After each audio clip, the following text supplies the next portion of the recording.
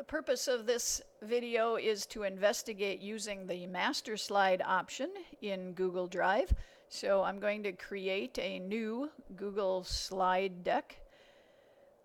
And many students will keep adding one slide after another. You can use this plus sign to add a new slide. And then they might choose the background option to make each slide have a different color and different fonts and text. And they end up with 12 different types of color combinations. So instead, a better option is to use the themes that are built in. And let me close the themes frame here to show you where you open it. Right up here between layout and transition is the theme button. And these will keep changing and be improved, but there are plenty of other options available on websites as well. So if I choose this theme, you'll notice that now when I choose to add a slide, now I have some built-in formats, and it would save me a lot of time depending on the styles and what I want to put on the slides. And you're not stuck with these layouts. So for example, if I didn't want to put any text there, or if I wanted the text box to have a different shape, I could slide it over. So you don't have to use the layouts as they are, but it gives you a head start. And now you might say, well, that's well and good to give me a head start, but I think this is kind of boring and I really don't like that color purple. That's why we would change the master slide. So under the slide menu, we're going to go to Edit Master. And I like green, so I might say every place that I see one of these purple boxes, I'm on the layouts, and there's quite a few here. Every place I see one of these purple boxes, I'm going to select it, go to the paint can, and choose whatever color of green I like. I could then, and notice then that this slide changed colors, but the other slides still have purple in them. So if you wanted all of the purples in those layouts to change to green, then there's another better option, and that is to click in the master slide at the top and then look for the colors palette. And the theme colors shows up in this frame, and this pull down menu is going to give me all of the different colors that are chosen there, and I can click any one of these radio buttons and choose them to be whatever I want. So let's see, accent 2 looks like it was that purple color. Let's see if I pull down here and choose, I don't know if that was the green that I picked, or I can pull here on this hue button.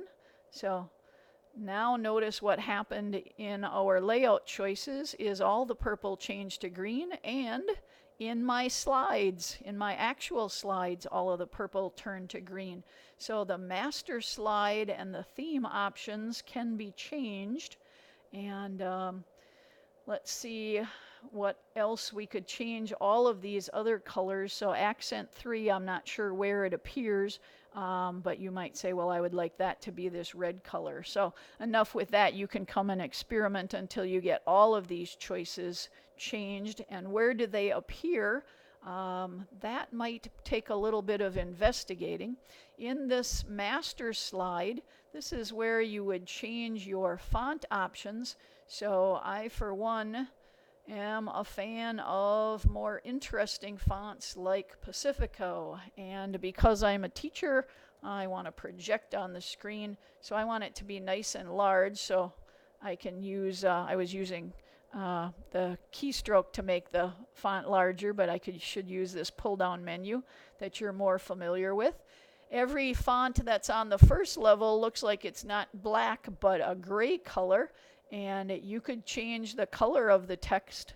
So you could say, well, I want the color of the text to be that deep red color or a rust color, whatever you want it to be. And I also want it to be the Pacifico font, and I want it to be larger.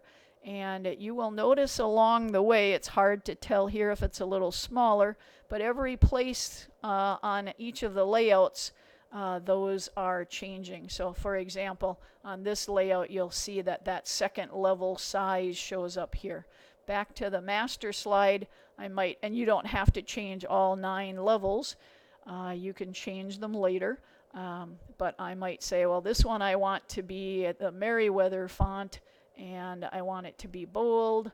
I want it to be a size 30, and you could change it to whatever color you want. I guess I want it to be a little smaller than that. Okay, so make as many changes as you wish in your master slides. Now, one more thing I want to point out about the master slides. So let's work with this one. Every time that you choose to add a new slide of this type, you might say, I want it to be a little more artistic than that. I would like this to be my subtitle slide. So temporarily, I'm just going to move this. I don't know if I'll keep it there. I just want to get it out of the way. So I want to add an image. So I'm going to search from the web, or you could upload if you already have the image you want. And I'm going to look for, if I can type, I'm going to look for trees.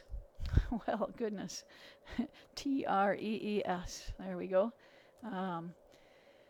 And when I find an image that I like, I can just click and drag it over. I think I'm going to choose this one. And then it will appear. And that's not a very high-res image. So you might have to experiment until you get a size that you like. And notice I'm going to actually let it run off the edge of my screen over there. So when you run your slideshow, that part won't appear. But you could crop the image if you want to, if that bothers you. And now just to show you something that can give you a little more artistic, geometric idea, I'm going to choose to add a rectangle. And I can resize it later. I'm just going to experiment here with a rectangle. By default, it's gray. I am going to change it to another green color that I think might look good with that one. Not too fond of that. I'm going to go to the same color. And then here's a trick that I think works really well with slideshows and image editing for websites. I went to the custom option. Maybe I should do that again. Did I go a little too fast? Select that color box, paint can, custom button. And then there's a slider here for transparency. And experiment with it. I'll go somewhere in the middle so you see what transparency does. So it's over the top of that image, and I might go right to the bottom of that image. You might experiment with how you would like that to be. You might not have it go all the way to the edge. You might have it just cover up part of that picture. Oops, I had that picture selected, sorry. Resize as you would like, and then I am going to go now to Arrange, Order, select that text and make sure that it is in front. You could have the text covered up by the transparent color, but you probably don't want to. That's kind of a matter of choice. Let me resize so my text, and you could leave it down there. It looks nice there. Or I could move it up here. So experiment with whatever you think looks nice for the placement of that text. And it looks perfectly fine in black, but you might say, well, I wonder what it would look like if we change the color of the font to white. So every time I choose this slide layout, it's going to have exactly these options. And now the reason I wanted to choose white was to show you one more detail here that you might not have used before. I'm just closing these frames to get it a little larger. So my text box is selected, and if I have a text box selected and I go to the 3 dots here for more, format options, for a text box, one of the choices is a drop shadow. And now if you watch, keep your eye on that text. When I select drop shadow, you can see that it's a small change with a big impact. So that drop text gives you a little black shadow, and boy, does it make that white text easier to read. So you might want to play around with that slide more, but I think you have the idea that pretty quickly I got a much more artistic and a geometric type of master slide. So I can close my master slides with this X box here, or if I just click off, it'll close. And now I can delete some of these slides if I wanted to, but I don't really have to. If I go to the plus sign now, you'll see that all of my changes have changed each of these layout options. And here's the one we especially worked on. So every time that I want to add a subtitle screen, every time I change topic, so here's subtitle 1 with a weird capitalization, but that's okay. And if I hit the plus again and choose that, so here would be my subtitle 2. So it gives you a very quick way to get a unified theme and every different slide purpose. And again, notice that this picture runs off the edge, but if I choose the view option and present, you'll notice that what's off the edge of the screen just doesn't appear. So you will always want to make sure that you're running your slideshow to see what you have here. Okay, so my slideshow is running off a little bit of the screen capture, so that might look a little different on your computer. So I will end the video here. Have fun experimenting.